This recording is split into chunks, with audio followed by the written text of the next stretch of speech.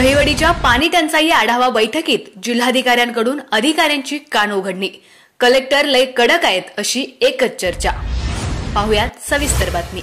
मान खटाव तालुक्याची पाणी टंचाई आढावा बैठक दहिवडी महाविद्यालयाच्या कर्मवीर सभागृहात पार पडली। या बैठकीत जिल्हाधिकारी जितेंद्र डुडी यांनी अनेक अधिकाऱ्यांची चांगलीच कान उघडणी केल्यानं कलेक्टर लय कडक आहेत अशी प्रतिक्रिया ऐकायला मिळाली। या पाणी टंचाई आढावा बैठकीसाठी जिल्हा परिषदेच्या मुख्य कार्यकारी अधिकारी याशनी नागराजन, जिल्हा कृषी अधिकारी भाग्यश्री फरांदे, प्रांताधिकारी उज्ज्वला गाडेकर, तहसीलदार विकास अहिर, खटाव तहसीलदार बीएस माने, गटविकास अधिकारी प्रदीप शेंडगे, सर्जेराव पाटील यांच्यासह सर्व विभागांचे अधिकारी आणि कर्मचारी उपस्थित होते। या बैठकीत ग्रामीण पाणीपुरवठा, मृदा व जलसंधारण, कृषी विभागाच्या अधिकाऱ्यांनी जिल्हाधिकारी यांच्याकडे आपला अहवाल पॉवर पॉइंट प्रेझेंटेशनद्वारे सादर केला।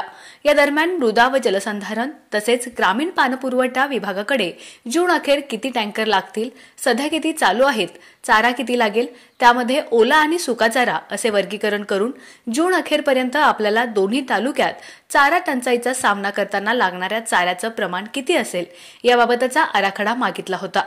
त्याचबरोबर म्हसवड, दहिवडी आणि वडूज नगरपंचायत प्रशासनाकडूनही जिल्हाधिकाऱ्यांना आराखडा आणि अहवाल मागितला होता। याबाबत ग्रामीण पाणीपुरवठा उपअभियंता वैभव मडके आणि खटाव तालुका कृषी अधिकारी राहुल जितकर यांनी आपला अहवाल आणि अभ्यासपूर्ण आराखडा उत्कृष्ट सादरीकरणासह जिल्हाधिकाऱ्यांसमोर सादर केला। याबाबत जिल्हाधिकारी जितेंद्र डुडी यांनी त्यांना शाबासकी दिली।